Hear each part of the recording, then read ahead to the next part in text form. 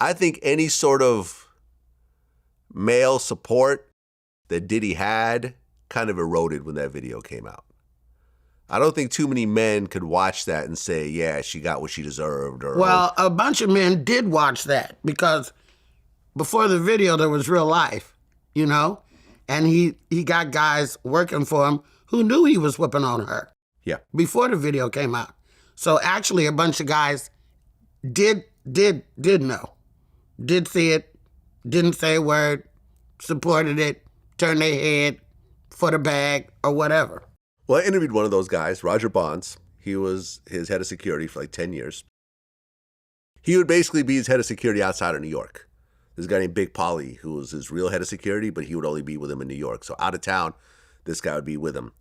And I asked him, I said, why would you continue to be employed as you're watching this? Because he talked about multiple instances. Yes. Multiple where he would punch her, he would have to break them apart. She would kick him, you know, in retaliation, and it would just be a mess. You know, she would be talking to some guy, and he would lose it and beat her up in the car and so forth. I said, why didn't you leave? He said, well, I'm a street guy, just got out of prison. This was the only job that I could really get. I would break it up, and I felt that I would protect her, that I was protecting her during these times if I wasn't there. You know, I thought that maybe it could be worse. And, you know, he was honest. He's like, look, I seen Diddy fire people for nothing. And if it wasn't for this job, I'd have to go back to the streets again. And I had kids of my own. So I decided to stick around for a certain amount of time. He viciously beat her. She's badly messed up. Mm-hmm. But you didn't leave your job. You continue to work for him. So in a way, people are almost blaming you for enabling the situation in a way. Right. I find that kind of funny that people say that, right? Because out of so many security people, out of so many assistants, so many people around, why did Cassie mention my name? And the reason she mentioned my name is because I was the only one that would try to help her in those situations, which in reality at that particular time, I was able to diffuse these situations, or at least to get him to like, damn, Bonds just broke it up. Okay, that gives a person a time to now think about what they're doing. So to me, I felt like me getting in between that was stopping the situation of him maybe even accidentally pushing her on the floor, murdering her, killing her, whatever. But the reason I didn't leave, and I would say it was the same reason she didn't leave.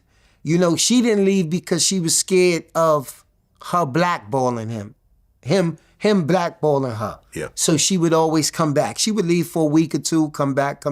I was in the same situation, just coming home from jail not too long ago, running around the city and the state. So manipulation doesn't just go for women. Manipulation goes for all your staff. So being the powerful man that he was, I knew that if I left him, that there was no other artist that was going to hire me because I was with Diddy, and who was big enough to go against him? What was he going to say about, yo, you don't want Bonds around you? So I stayed longer, but what I did was I started watching situations. I started trying to talk to Cassie about situations, and Cassie would just go back and tell him everything that I said. So it became a time when I was booking Cassie to go on trips where he would no longer let me book her. He would no longer let me be around her alone because he knew that I was talking to her about situations. But the reason that I really didn't actually just get up and leave was because who was going to look after them if I did leave? Nobody else. Nobody else was getting in the middle of it. And some people are going to respect that. Some people, like you, I can tell by your face, that's not going to fly. I have to choose my words carefully because I don't want any smoke from any of these guys either. I don't know them and all that. But it may be difficult for you to find another job, but you could. And you are able to stomach this behavior over and over again. If you broke it up once and you're like, damn, you know, Diddy, damn, did you see what he did to Cassie? I can't believe it. But if it happens multiple times and you can stomach it, then maybe that's the background you're from or the background you're used to, or maybe you have been guilty of losing your temper yourself. I don't know, but I don't think that the fact that if it's not Diddy, I'm never going to work again. If it's not Diddy, nobody's ever going to hire me in the whole planet Earth. I find that difficult to believe. I know that it's difficult for them. Ex-cons, being one myself. No, I didn't go to the pen. I didn't, but I didn't enough time in county. I called myself an ex-con. But I know it's very difficult for the brothers, but it can be done.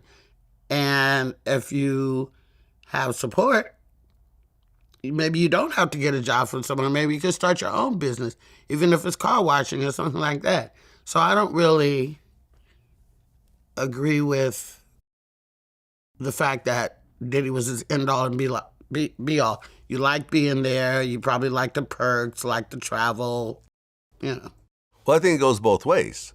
Because if you look at the situation with Cassie, and I carefully read through the whole lawsuit, essentially, whenever things would get really bad and she would get beat up and she would leave, like Diddy would get his manager, James Cruz, to reach out to her and say, hey, listen, if you don't respond to Diddy, we're not going to put out your single. We're not going to push your music anymore. And I feel like Diddy dangled this carrot of having a musical career in front of her for 10 years. Because she had a hit in the beginning, right? A hit. A hit. Yeah. Everyone could have a hit. Right. You could have a hit right now. Right. I could have a hit right now. That doesn't mean that you will have a career to go with that hit. Which she did. Not really. Not really. Not But he kept really. dangling it in front of her, and I feel to a certain degree, from the outside looking in, she should have probably said, something, let me just be honest with myself. This music thing, it was nice that I had a song and I had a moment, but a lot of people have moments and they go on. She's not And a she might could have had that moment with somebody else. Exactly. So, Exactly. I mean, yeah, there's a certain amount of head scratching that I've done because I know, these guys' homes are up in the hills. You don't have good phone service and, Uber gets lost getting up there and all that because we're always asking, why don't you get out? Why don't you sneak out? Why don't you call your mom, call somebody?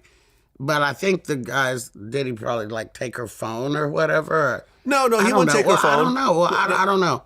No, she would actually, because I remember Roger said she was actually fairly reckless with her phone because at one point her and Kid Cudi started having an affair and Diddy found her phone and then called and Kid Cudi answered and he put her in the studio with Kid Cudi to try to make a song.